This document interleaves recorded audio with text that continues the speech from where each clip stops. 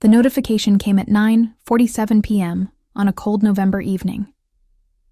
Emily Carter stared at her phone screen, reading the group chat message 3 times, hoping the words would somehow rearrange themselves into something different. "We've decided to keep Thanksgiving small this year. Just immediate family. Hope you understand." She was immediate family. She was their daughter, their sister, but apparently not anymore. If you've ever felt invisible in your own family, stay with this story. It's about to get unbelievable. And if you want more life-changing stories like this, hit that subscribe button right now, because what happens next will leave you speechless. Emily sat frozen on her apartment couch, the city lights of Boston blinking through her window like indifferent witnesses. 29 years, 29 Thanksgivings. Not once had she missed the family gathering in their childhood home in Connecticut. Not when she had the flu in college. Not when she was drowning in work deadlines. Not ever. The group chat continued buzzing. Her sister Jessica posted a photo of the dining room, already decorated with autumn centerpieces and the good china. "Can't wait for our intimate family celebration," the caption read, followed by a string of heart emojis from her mother, her father, even her brother Tyler. Emily's thumbs hovered over the keyboard. She typed and deleted 4 different responses. What could she say? Why am I not immediate family? What did I do wrong? Please let me come. Each question felt more pathetic than the last. She locked her phone and threw it across the couch, watching it bounce against the cushions. The silence in her apartment was deafening. No boyfriend to comfort her. That relationship had ended 3 months ago. No roommate to vent to. She'd been living alone since landing her marketing position at TechVision Industries. Just Emily and the crushing realization that somewhere along the way, she'd become expendable. The exclusion shouldn't have surprised her. The signs had been there for years, small paper cuts that never quite healed. Family dinners where her achievements were met with polite nods, while Jessica's were celebrated with champagne toasts. Holiday gatherings where she was asked to help in the kitchen while her siblings relaxed. Birthday calls that came 3 days late, if they came at all. But this was different. This was deliberate. This was a door being shut in her face, locked from the inside. Emily walked to her kitchen and poured herself a glass of wine she didn't want. Through the thin walls of her apartment, she could hear her neighbor's television playing a Thanksgiving parade preview. The irony wasn't lost on her. She'd spent the last 6 months pouring herself into a major campaign for TechVision, working 60-hour weeks, missing social events, sacrificing her personal life. And for what? So her family could decide she wasn't worth a seat at the table? Her phone buzzed. For a split second, hope flickered. Maybe they'd change their minds. But it was just her boss, Richard Morrison, sending the agenda for Monday's meeting. Emily stared at the notification, then at the calendar on her wall. Thanksgiving was in 3 days. She had nothing planned now. No plane ticket to Connecticut. No reason to leave her apartment. Just 4 empty days stretching ahead like a desert. That night, Emily barely slept. She kept replaying family memories, searching for the moment everything changed. Was it when she chose marketing over law school, disappointing her attorney father? Was it when she moved to Boston instead of staying in Connecticut? Was it simply that Jessica, perfect Jessica with her doctor husband and 2 adorable children, had become the daughter their parents actually wanted, while Emily was just there? Have you ever been excluded by the people who should love you most? Drop the word family in the comments if this hits home. And if you haven't subscribed yet, do it now, because Emily's story is about to take a turn that will restore your faith in justice. Hit that subscribe button. The Monday before Thanksgiving, Emily dragged herself to the office. TechVision's headquarters occupied 3 floors of a sleek downtown building, all glass walls and modern furniture that cost more than her car. She'd been working as a senior marketing coordinator for 18 months, a job she'd fought hard to get and worked even harder to keep. But today, the fluorescent lights felt harsh, the elevator music grating. Richard caught her at the coffee machine. "Emily, good morning. I need to see you in my office at 10. His tone was neutral, impossible to read. Emily's stomach dropped.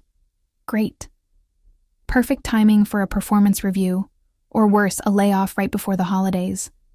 She nodded, stirring her coffee with mechanical precision. The 2 hours until 10 o'clock crawled by like wounded animals.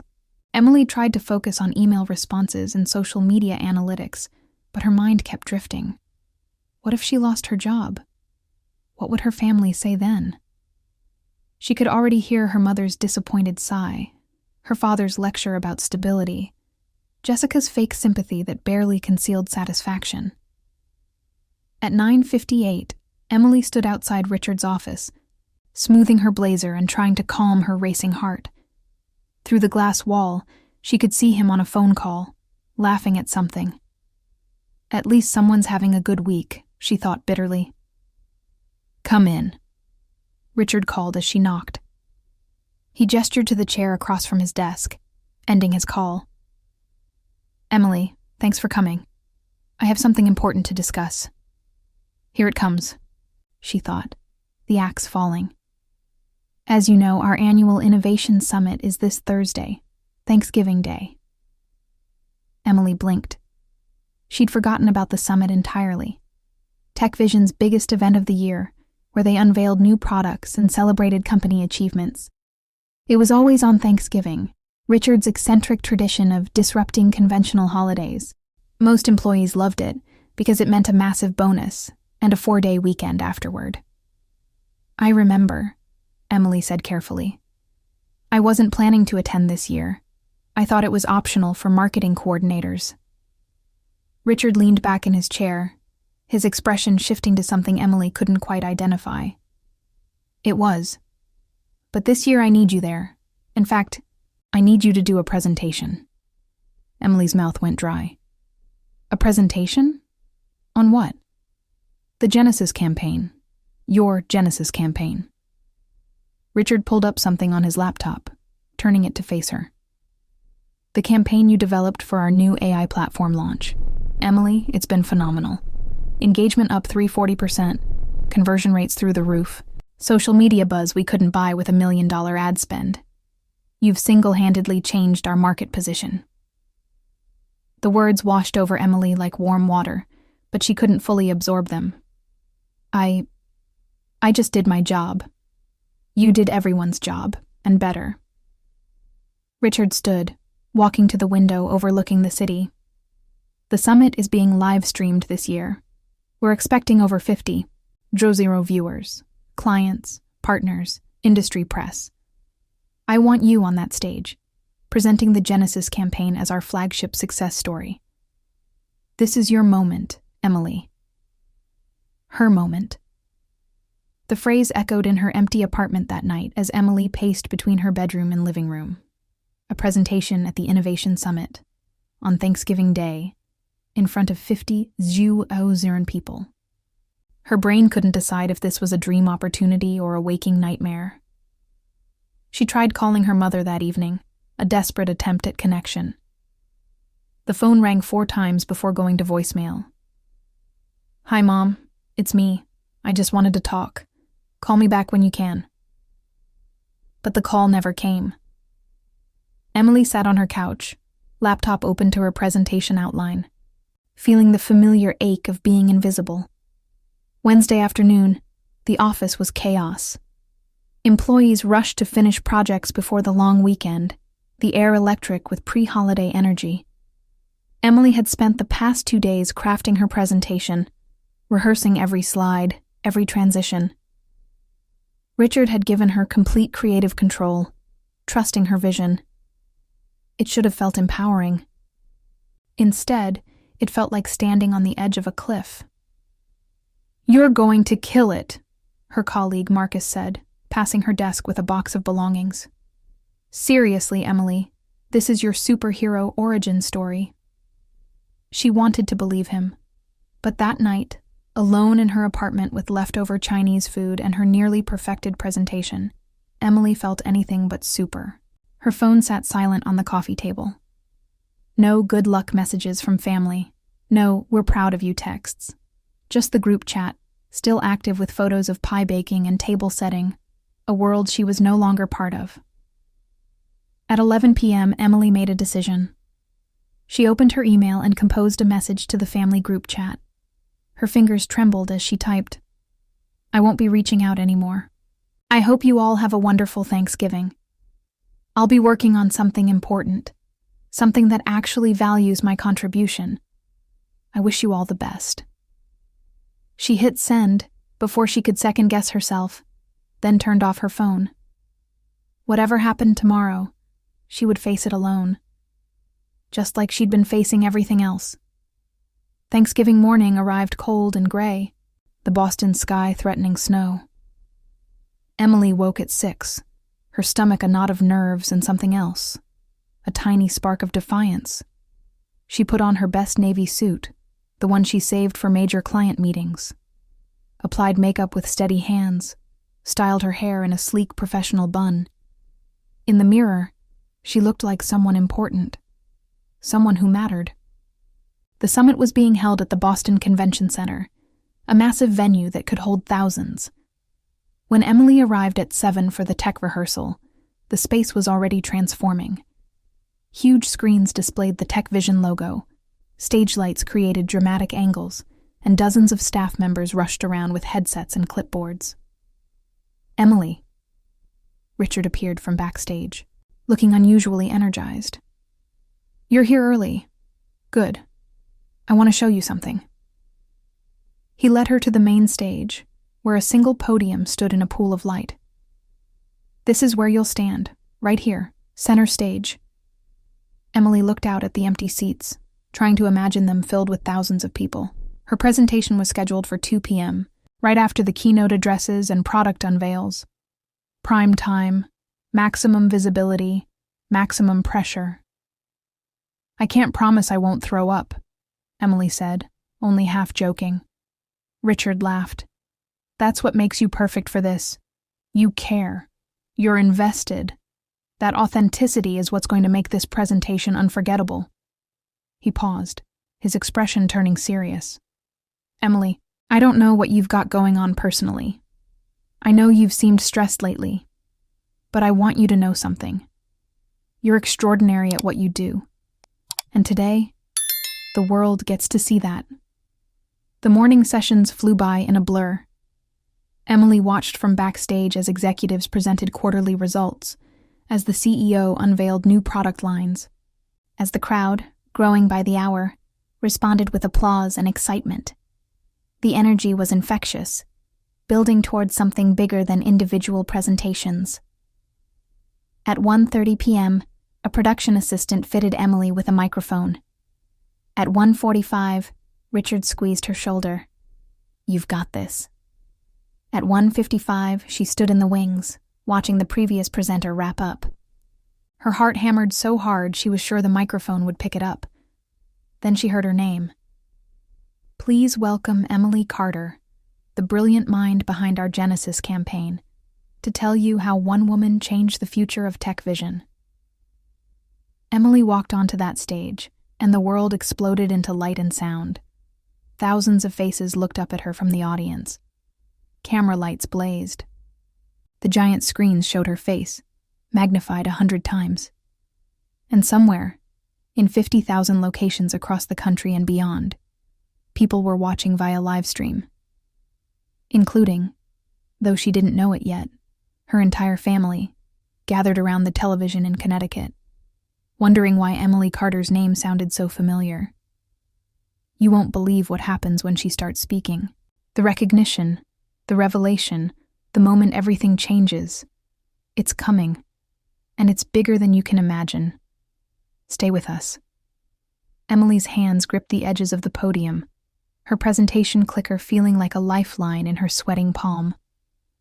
She took a breath, looked out at the sea of faces, and began. 6 months ago, I was handed an impossible task. Make people care about artificial intelligence in a world oversaturated with tech promises. Her voice, amplified through the sound system, sounded stronger than she felt. The first slide appeared on the massive screens. A simple question. What if innovation felt human? The Genesis campaign wasn't built on algorithms or data points, Emily continued, finding her rhythm. It was built on stories. Real stories about real people whose lives were changed by technology that actually understood them. She clicked through her presentation, each slide revealing the campaign's strategy, the creative decisions, the results. But more than that, she told the story behind each choice.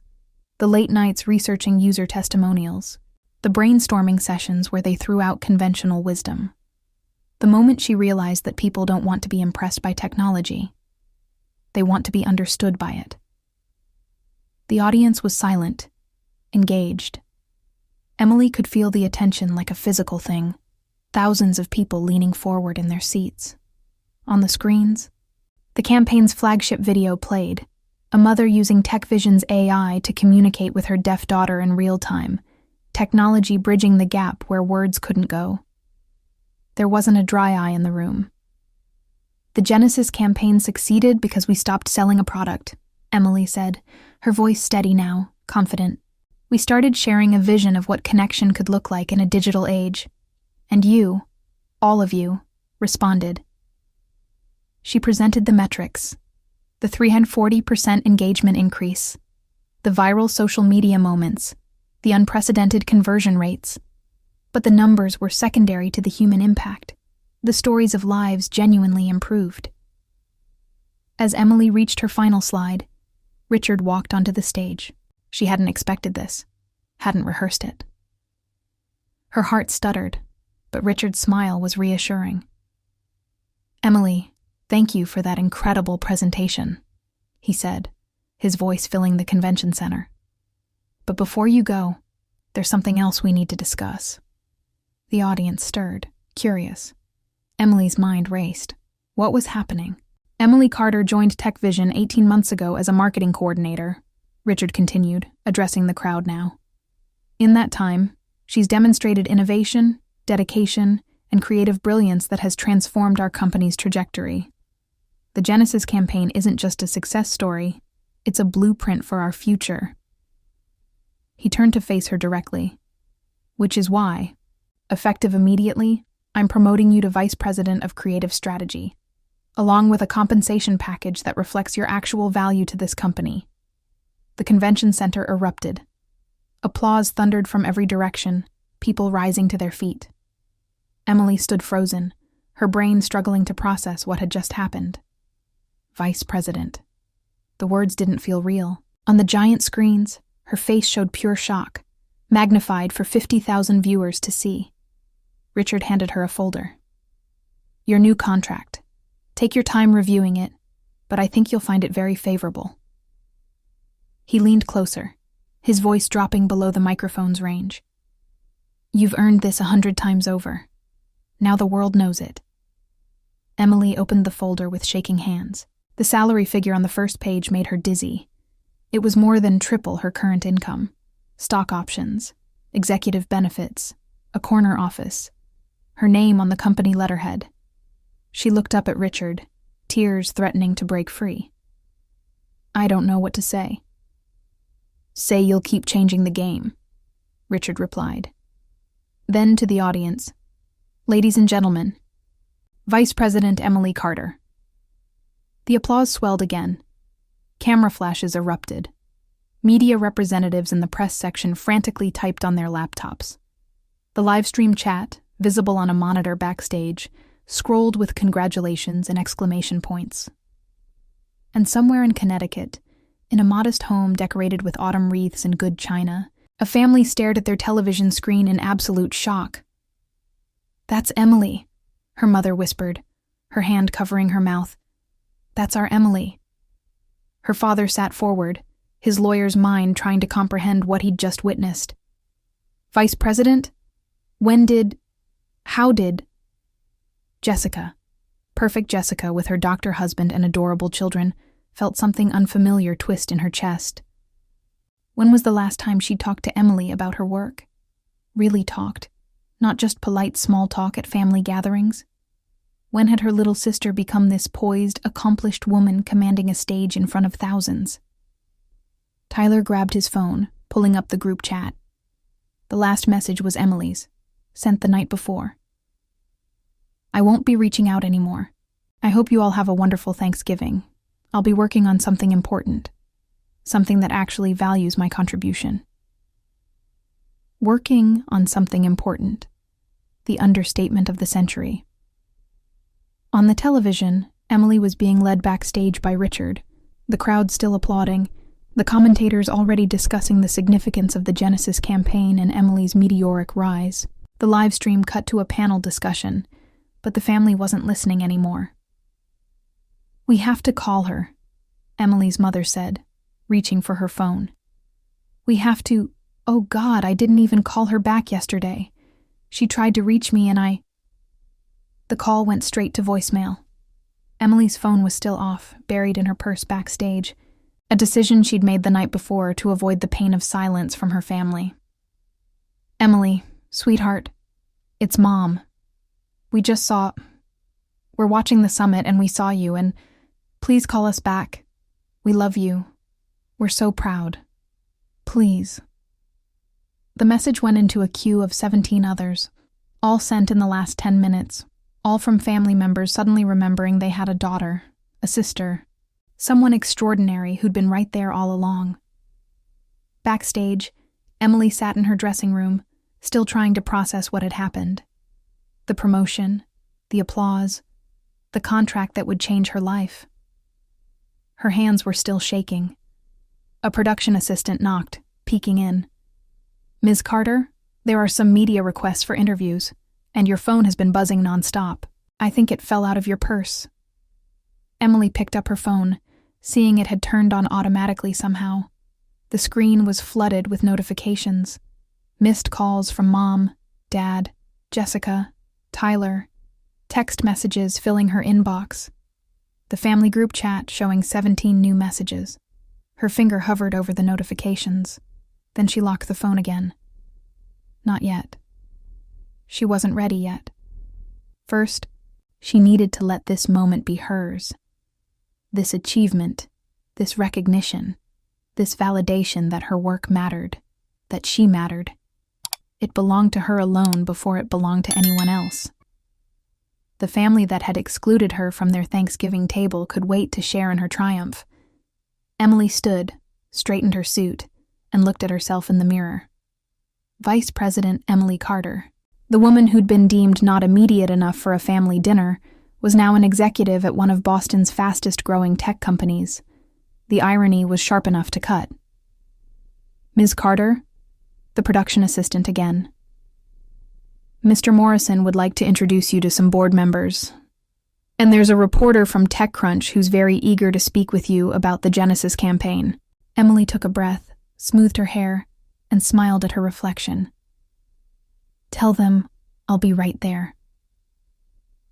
As she walked back toward the convention center floor, toward the board members and reporters and all the people who suddenly wanted her time and attention, Emily's phone buzzed again in her purse.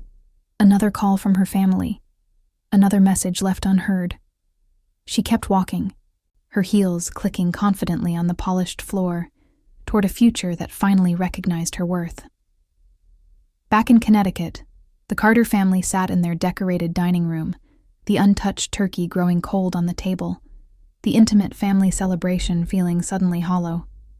They'd excluded Emily to keep things small, to keep things simple, to focus on what they'd decided was their immediate family. And in doing so, they'd missed the moment their daughter, their sister, transformed into someone extraordinary. Or maybe, Jessica thought with growing horror, Emily had always been extraordinary. Maybe they just hadn't been paying attention. The next few hours passed in a surreal haze for Emily. She gave interviews to 3 major tech publications, her words steady and professional even as her mind reeled. She met board members who shook her hand and spoke about future collaborations. She posed for photos with Richard, with the executive team, with employees who'd watched her presentation and wanted to congratulate her personally. At 6 p.m., As the summit began winding down and people filtered out into the Boston night, Richard found her in the quieter backstage area. "How are you holding up?" he asked, handing her a bottle of water. "That was a lot, even for someone as composed as you." Emily laughed, a sound edged with exhaustion and disbelief. "I keep thinking I'm going to wake up. You're awake. And you earned every second of that recognition." Richard paused, studying her. "I know today was Thanksgiving. I know this probably wasn't how you imagined spending it." "Actually," Emily said slowly, "this is exactly where I needed to be." She thought about her family's messages, still unread. About the dinner table in Connecticut that had no place for her. About the years of feeling invisible, inadequate, not quite enough. "Thank you, Richard, for seeing me, for believing in my work. Thank you for doing work worth believing in." He checked his watch. "The executive team is having a small dinner at the Capitol Grill. I'd like you to join us, unless you have other plans." Other plans? Emily almost laughed. Her plan had been to go home to her empty apartment, heat up a frozen meal, and try not to think about what her family was doing without her. "I'd love to join you," she said instead. The dinner was intimate. Just 8 executives and Emily, seated at a private table with a view of the city lights. They toasted her promotion, shared stories about the summit's success, discussed strategies for the coming year. For the first time in her professional life, Emily wasn't just at the table. She was a valued voice, her opinions sought and respected. It was after 10 when Emily finally returned to her apartment, her feet aching from her heels, her mind buzzing with the day's events. She dropped her purse on the couch, kicked off her shoes, and sat in the darkness for a moment, just breathing. Then she picked up her phone. 43 missed calls. 62 text messages. The family group chat had exploded with activity. She scrolled through the messages, watching her family's reaction unfold in real time. Shock, pride, desperation, guilt. "Emily, please call us. We're so sorry. We had no idea. We should have been there for you. You're amazing. We love you." Words they'd had years to say, finally spilling out now that the world had validated what they'd failed to see. Emily sat with her phone, reading every message, feeling every emotion they triggered. Anger at being ignored until she was publicly celebrated. Sadness for the family connection she'd craved and been denied. Bitterness at the timing of their pride. But also, underneath it all, a tiny seed of something else. Not forgiveness, not yet, but possibility. She typed a response, her thumbs steady on the screen. "I saw your messages. I'm okay. Today was incredible. I need some time to process everything, including why it took a promotion and public recognition for you to remember I'm part of this family. I'll reach out when I'm ready. I hope you had a nice Thanksgiving." She hit send and turned off her phone again. This time, it was a choice, not an escape. She was choosing to sit with her achievement, to let it be hers before sharing it with people who'd made her feel like she didn't matter. The weekend passed in a strange bubble. Emily slept in, caught up on rest she'd sacrificed for the campaign. She reviewed her new contract, still marveling at the numbers. She researched what vice presidents actually did, preparing herself for the role. And she thought about her family, about what reconciliation might look like, about whether she even wanted it. On Sunday evening, she finally turned her phone back on. The messages had slowed but hadn't stopped. Her mother had called 12 more times. Jessica had sent a long text apologizing, explaining that they'd been wrong, that they wanted to make things right. Tyler had shared a video of his kids asking about Aunt Emily, the boss lady. But it was her father's message that made Emily pause. "Emily, I owe you an apology that's years overdue. I compared you to your sister, measured your success by my own narrow definition of achievement, and failed to see the remarkable woman you were becoming. You don't owe me forgiveness, but I hope you'll give me the chance to do better. I'm proud of you. I should have said that a long time ago. Emily read the message 3 times. Her father, the man who'd raised her with firm expectations and firmer disappointments, admitting he'd been wrong. It didn't erase the years of feeling inadequate. It didn't undo the exclusion from Thanksgiving. But it was something. A crack in the wall. A place to start. She texted back. Thank you for saying that. It means more than you know. I'm not ready to talk yet, but I will be. Soon. The response came immediately. Whenever you're ready, we'll be here. Monday morning, Emily walked into TechVision's headquarters as Vice President of Creative Strategy. Her new office was on the executive floor, with floor-to-ceiling windows overlooking the city and enough space to actually breathe. Her name was already on the door in sleek letters. Her assistant, a sharp young man named David, greeted her with coffee and a schedule of meetings. Welcome, Ms. Carter, he said. Congratulations on the promotion. I'm excited to work with you. Ms. Carter, Vice President, Executive, all titles that felt both foreign and right, like trying on a jacket that fits perfectly but you've never worn before. The first few weeks in her new role were intense. Emily built her team, developed new campaign strategies, attended board meetings where her voice carried weight. She worked harder than ever, but this time it felt different. This time, she was working toward something, not away from feeling inadequate. And slowly, carefully, she began rebuilding bridges with her family. A phone call with her mother, awkward at first, then genuine. A video chat with Tyler's kids that made her laugh. A long, difficult conversation with Jessica where they both cried and admitted truths they'd been avoiding for years. The invitation came 3 weeks after Thanksgiving. We'd like to have a family dinner, her mother said over the phone. A real one, with you at the head of the table where you belong. We want to celebrate you properly. Will you come? Emily looked around her office, at the success she'd built, at the life she'd created without them. She could say no. She had every right to say no. But she thought about her father's apology, about Jessica's tears, about second chances and whether people deserve them. I'll come, she said. But things are different now. I'm different. And I need you to understand that. We do, her mother promised. We really do. The dinner was set for mid-December, giving everyone time to prepare. Emily drove to Connecticut on a Saturday afternoon, her car filled with gifts for her nieces and nephews, her heart filled with cautious hope. When she pulled up to her childhood home, the entire family was waiting on the porch. Her father stepped forward first, his eyes red.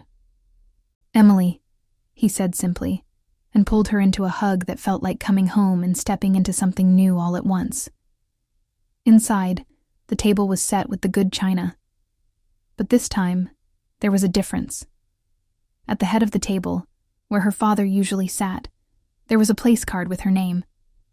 You're the guest of honor, her mother said softly. As you should be. Dinner was different from all the Thanksgivings and Christmases that had come before. They asked about her work, really asked, wanting to understand what she did and why it mattered. They apologized, each in their own way, for the years of taking her for granted. They celebrated her promotion with champagne and toasts that felt genuine. And Emily, sitting at the head of her family's table, felt something she hadn't felt in years. Seen. It wasn't perfect. Years of hurt don't heal in one dinner. But it was a start. A real start. As Emily drove back to Boston that night, the city lights welcoming her home, she thought about how strange life was. How being excluded from one table had led her to a stage where 50,000 people saw her value. How losing her place in her family had helped her find her place in the world. Her phone buzzed with a text from Jessica. Thank you for giving us another chance. I love you, little sister. And I'm so proud of you. Emily smiled, typing back, "Love you too. See you at Christmas."